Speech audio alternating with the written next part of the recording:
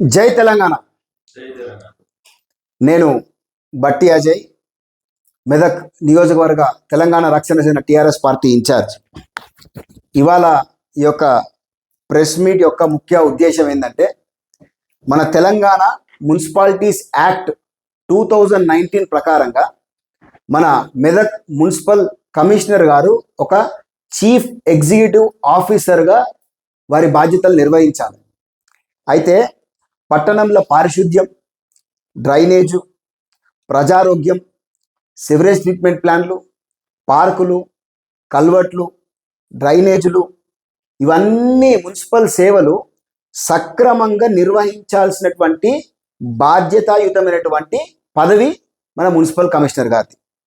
అయితే వర్షాల సమయంలో మన ఇళ్లలోకి మురుగునీరు రావడం, వ్యాపార సముదాయాల్లోకి మురుగునీరు రావడం, ఇటు ప్రజల ఫోన్లు చేస్తే ఆన్సర్ చేయకపోవడం, ప్రజాప్రతినిధుల ఫోన్లు కూడా ఆన్సర్ చేయకపోవడం, ఇది చాలా ఆందోళనకరమైన విషయం. పోయిన నెలలో కూడా మున్సిపల్ సర్వసభ సమావేశంలో కూడా కౌన్సిలర్లు అందరూ కూడా కమిషనర్ గారి దృష్టికి తీసుకొచ్చారు. అయా, మీరు ఫోన్లు ఆన్సర్ చేయకపోవడం వల్ల మాకు చాలా ఇబ్బందులు అవుతున్నాయి, ప్రజల సమస్యల్ని మేము సత్వరం వాళ్ళకి పరిష్కారం చూపించలేకపోతున్నాం, ఇబ్బంది అవుతుందని చెప్పేసి కమిషనర్ గారి దృష్టికి తీసుకురావడం జరిగింది. అయినా కూడా వారి మాటని చెవులో విన్నట్టుగానే పెట్టుకొని మళ్ళా వాళ్ళ ఫోన్లు ఆన్సర్ చేయకుండా ఉండడం అటువంటిది ఆందోళనకరణ విషయం.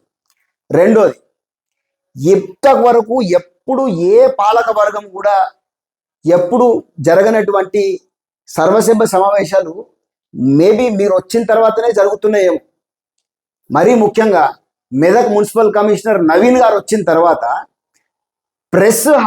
మన ప్రెస్ మీడియా హక్కులను హరించే విధంగా సర్వసభ సమావేశం, ఇంతకుముందు చాలా మంది మున్సిపల్ చైర్మన్లు, మున్సిపల్ కమిషనర్లు వాళ్ళ సర్వసభ సమావేశం పెట్టినప్పుడు ప్రెస్ వాళ్ళకి ఫోన్ చేసి వాళ్ళకి ఆహ్వానం అఫీషియల్గా తెలియజేస్తూ ఉంటుండే. కానీ ఇప్పుడు మీరేమో ప్రెస్ వాళ్ళను కూడా రానియకుండా వాళ్ళ హక్కులను హరించే విధంగా ఈ విధంగా మీరు ప్రవర్తించడం అనేటువంటిది, అది మీరు ఒక బాధ్యతాయుతమైనటువంటి పవర్లో ఉండి మీరు చేసేటువంటి పని అయితే అట్లా ఉండకూడదు ముఖ్యంగా. అయితే మున్సిపల్ కమిషనర్ గారి పదవి ఇటు ప్రజలకు కానీ అటు ప్రజాప్రతినిధులకు కానీ అందుబాటులో ఉండేటువంటి విధంగా ఒక బాధ్యతాయుతంగా మీరు మీ యొక్క వర్క్స్ని నిర్వర్తించే విధంగా ఉండాలి. కానీ ఇటు ప్రజల సమస్యలు వినడానికి కానీ వాళ్ళ అత్యవసర పరిస్థితులలో వాళ్ళ యొక్క సమస్యల్ని మీరు తెలుసుకోవాలని ఆశ చూపించే విధంగా ఉండాలి. కానీ మీరేం చేస్తున్నారు? ఫోన్లు ఆన్సర్ చేయకుండా, అంటే మీ చట్టబద్ధమైనటువంటి బాధ్యతని నిర్వర్తించడంలో మీరు విఫలమవుతున్నారు. ఇప్పుడు మీ దగ్గరికి వచ్చి, ఇప్పుడు మేము వచ్చినాం, లేదా చాలామంది అయ్యా మెదక్ రోడ్ల పరిస్థితి చాలా అధోగతి పాలైపోయింది, బాగలేదు అని మీ దగ్గరికి వినతి పత్రం పట్టుకొని వస్తే మీరు ప్రాపర్టీ ట్యాక్సులు కట్టినరా, వాటర్ ట్యాక్సులు కట్టినరా అని తిరిగి ప్రశ్నిస్తున్నారు. సార్, మున్సిపాలిటీ ట్యాక్సులు వసూలు చేయడం మున్సిపాలిటీ హక్కు. కానీ మున్సిపాలిటీల అభివృద్ధి పనులు చేసుడు అది మున్సిపాలిటీ బాధ్యత. ఈ రెండు వేరువేరు అంశాలు. ట్యాక్సులు వసూలు చేయడం అది రెవెన్యూ అంశం. అయితే ఇప్పుడు పన్నులు చెల్లించట్లేదు కాబట్టే మేము అభివృద్ధి కార్యక్రమాలు చేయలేకపోతున్నాం అని మీరు అంటే, మరి అనుకుందాం నిజంగానే పన్నులు సరిగ్గా వసూలు కాలేదు, పన్నులు వసూలు కాకపోవడం వల్ల మేము కార్యాలు చేయలేకపోతున్నాం, అభివృద్ధి కార్యక్రమాలు చేయలేకపోతున్నాం అని మీరు చెప్తున్నారు కదా, రైట్. అట్లయితే మరి 15 ఫైనాన్స్ కమిషన్ నుంచి వచ్చే ఫండ్స్ ఏమవుతున్నాయి? ఇప్పుడు 2024-2025 ఆర్థిక సంవత్సరంలో అర్బన్ ఇన్ఫ్రాస్ట్రక్చర్ డెవలప్మెంట్ ఫండ్స్ నుంచి వచ్చినటువంటి 18,70,00,000 యొక్క పరిస్థితి ఏంది అంటే, ఇటు నేషనల్ హౌసింగ్ బ్యాంక్ నుంచి ఒక 15 కోట్లు వచ్చినాయి. అట్లనే ఏ మున్సిపాలిటీ కన్నా 50,000 మంది జనాభా దాటితే దానికి రాష్ట్ర ప్రభుత్వ షేర్ ఉంటుంది. రాష్ట్ర ప్రభుత్వ షేరు ఒక 3,70,00,000 వచ్చినాయి. అంటే పూర్తిగా 18,70,00,000 ఫండ్స్ వచ్చినాయి యుఐడిఎఫ్ నుంచి. మరి అవి ఎక్కడ వినియోగిస్తున్నారు? అవి వచ్చినవి ఎక్కడెక్కడ మీరు వినియోగించారు ఇప్పటి వరకు అది తెలియజేయాలి. రైట్, ఏది అది జియో నంబర్ మీ దగ్గర మీ అధికారులను పిలిపించి మీరు అడగండి కావాలంటే. జియో నంబర్ RT-723లా మీకు ఈ యొక్క నేను చెప్పిన ఫిగర్స్ అన్నీ ఉంటాయి.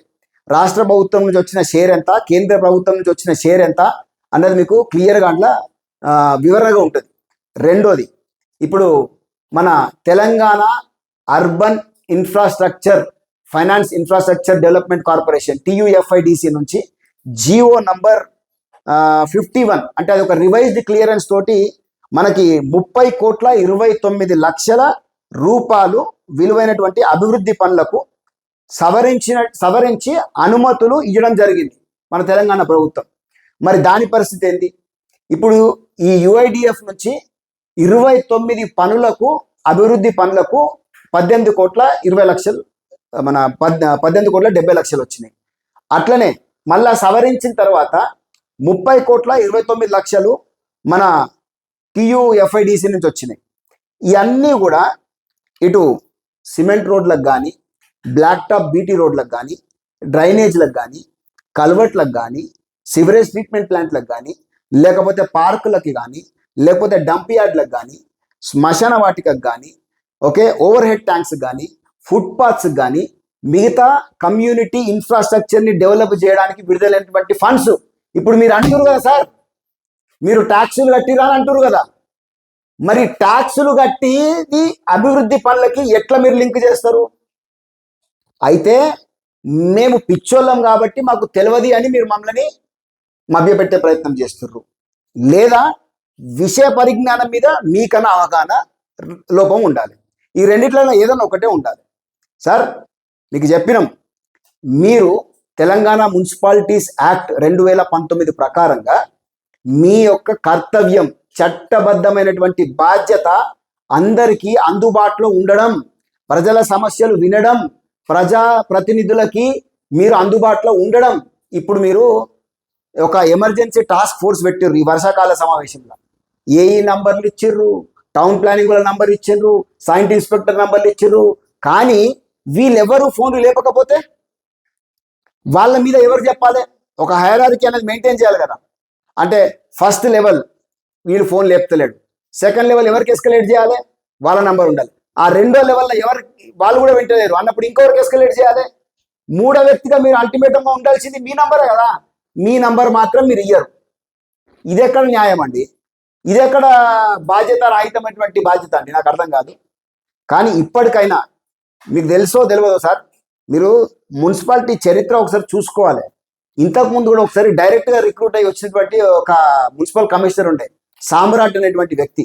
ఆ కమిషనర్ గారు కూడా ఇట్లనే బాధ్యత రహితంగా ఉండడం వల్ల, అంటే నిర్ణయ అధికారాలను సరిగ్గా ఎక్సర్సైజ్ చేయలేకపోతే మున్సిపాలిటీ పాలకవర్గం మొత్తం మున్సిపాలిటీని బంద్ చేసి తాళం వేసిర్రు. ఆ పరిస్థితి మీరు మళ్ళా తీసుకొచ్చేటట్టుగా కనబడతా ఉన్నది. సార్ మీ యొక్క బాధ్యతని మీరు సక్రమంగా నిర్వర్తిస్తే మాలాంటి వాళ్ళు ఈ విధంగా ప్రెస్ మీట్ పెట్టి మాట్లాడాల్సిన అవసరం ఉండదు సార్. మేము ప్రజలకు సంబంధించిన సమస్యలు మాట్లాడేటువంటి ప్రజానాయకులం. దయచేసి మా వాయిస్ని మీరు తీవ్రంగా కన్సిడర్ చేయాలి. అంటే మీరు దీన్ని పరిగణలోకి తీసుకొని ఇప్పటికైనా మీరు బాధ్యతాయుతంగా ఉండి అందరి ఫోన్లు ఆన్సర్ చేసే మీకు విద్యుత్ శాఖ పనిచేస్తుంది సార్. అది కూడా ఒక ఎమర్జెన్సీ సర్వీసెస్. విద్యుత్ శాఖ అన్న నయం కదా సార్. మీరు ఏఈ ఫోన్ లేపుతాడు, డిఈ ఫోన్ లేపుతాడు, లైన్మెన్లు ఫోన్ లేపుతారు, టక్కమని చెప్పేసి వాళ్ళ హైరార్కీ అంతా కూడా ఎక్కడ సమస్య వచ్చిందంటే అక్కడ వాళ్ళు రెస్పాండ్ అవుతారు. అంతకంటే కూడా దుర్మార్గంగా ఉన్నది మన మున్సిపాలిటీ వ్యవస్థ. మీరు ఆన్సర్ చేయకపోవడం వల్ల, మీరు అందుబాటులో ఉండకపోవడం వల్ల, వచ్చిన వాళ్ళని మీరు రాంగ్ ఇన్ఫర్మేషన్ తోటి మభ్య పెట్టడం వల్ల, ఇప్పుడు TUFIDC నుంచి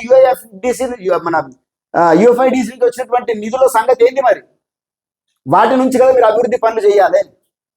30,29,00,000 ఇటు 18,70,00,000 పనులు టెండర్లు అయినాయి, వర్క్ ఆర్డర్లు రిలీజ్ అయినాయి, కాంట్రాక్టర్లు పనులు పట్టుకుంటలేరు. కనీసం వాళ్ళని పిలిచి వాళ్ళకి నచ్చజెప్పి, okay you are accountable sir, మీకు బాధ్యత ఉన్నది, వాళ్ళకి నచ్చజెప్పి ఇవి గైడ్ లైన్స్ అని చెప్పి ఇప్పుడు 15 ఫైనాన్స్ కమిషన్ నుంచి పైసలు రాలేదని చెప్పారు. మీరు రాలేదన్నప్పుడు అది ఎవరి బాధ్యత? మీ బాధ్యత కాదా సార్? మీరు కదా పర్సూ చేయాల్సింది. It is your basic right to pursue the required government officials that we need a proper set of guidelines to explain to our municipal authorities or to the concerned contractors, or else we would not be able to take this forward అని మీరు కదా చెప్పాల్సింది. या लोगों का phone आना उठाते, लीडरों का फोन आना उठाते, ऐसा कहीं का सिस्टम तैयार करके रखे सर. आपको प्रेस वालों को अंदर भी नहीं आने देते. वो म्युनिसिपल ऑफिस का डेली चढ़ने नहीं दे रहे आप लोग. ये कहीं का सिस्टम लगा के बैठे साहब. आज तक कोई भी ऐसा कमिश्नर नहीं करा. आप जैसा कर रहे नहीं, कोई भी नहीं करा. और आप देखिए, आप देखते रहना, म्युनिसिपालिटी को ताला लगा देते. कौन करते? आपका मी पालक वर्ग में చేస్తారు. आपके म्युनिसिपल काउंसलर लोग, ये लोग मिलकर पूरा म्युनिसिपालिटी को ताला लगाने का दिन बहुत नजदीक है. आप देख लो. आप अगर ऐसे करते जाएंगे ना, आपका हालत यही रहेगा. తెలంగాణ రక్షణ సేన పార్టీ నుంచి మేము మిమ్మల్ని అభ్యర్థిస్తున్నాం సార్. మీరు చట్టబద్ధమైనటువంటి బాధ్యతాయుతంగా మీ యొక్క రెస్పాన్సిబిలిటీస్ని అకౌంటబుల్గా మీరు నిర్వర్తించాలా. ప్రజలకు ఫోన్లల్లో కానీ లేకపోతే వ్యక్తిగతంగా కానీ వచ్చే వాళ్ళకి అందుబాటులో ఉండండి. దయచేసి మీరు ట్యాక్సులు కట్టాలి 5 అని చెప్పి భయపెట్టించుడు కాదు. చట్టపరంగా మీరు నోటీసులు ఇవ్వండి, జరిమానాలు వేయండి, చట్టపరంగా మీరు వసూలు చేయండి. అది మీ హక్కు, మున్సిపాలిటీ హక్కు. అంతేగాని అభివృద్ధి పనులకి ట్యాక్స్లకి మీరు ముడిపెట్టడం అనేటువంటిది రెండు వేరు వేరు అంశాలు. చెప్పినా కదా సార్, రెవెన్యూ అంశాన్ని ఇటు అభివృద్ధి పనులకి మీరు ముడిపెట్టద్దు. సో అదే తెలంగాణ రక్షణ సేన టీఆర్ఎస్ పార్టీ తరఫు నుండి మెదక్ నియోజకవర్గ ఇన్ఛార్జ్ బట్టి అజయ్గా, అట్లనే మా యొక్క పార్టీ నాయకులు కార్యకర్తలు అందరూ కలిసి మేము మీకు ఒక అల్టిమేటం ఇస్తున్నాం. ఇది కనుక ఇట్లనే పునరావృతం అయితే, మీరు ప్రజలకు అందుబాటులో లేకపోయినా, ప్రజల సమస్యలు మీరు వినకపోయినా, మీరు ఇటు ప్రజాప్రతినిధులకి సరిగా ఆన్సర్ చేయకపోయినా, సార్ మేము మాత్రం తీవ్రంగా ఆందోళన చేసి మున్సిపల్ కార్యాలయాన్ని ముట్టడిస్తాం. అది అందరూ చెప్పే విధంగా చెయ్యం. ముట్టడిస్తామంటే నిజంగానే ముట్టడిస్తాం. ముట్టడించి మీరు సరి అయినటువంటి విధంగా అకౌంటబుల్ ఉంటామని చెప్పి మీరు సంతకం పెట్టి, బాండ్ పేపర్ తెప్పిస్తాం కావాలండి, సంతకం పెట్టి మీరు ఇచ్చే వరకు మేము కదలమాడికే. సో జై తెలంగాణ, జై టిఆర్ఎస్, జై కవితమ్మ.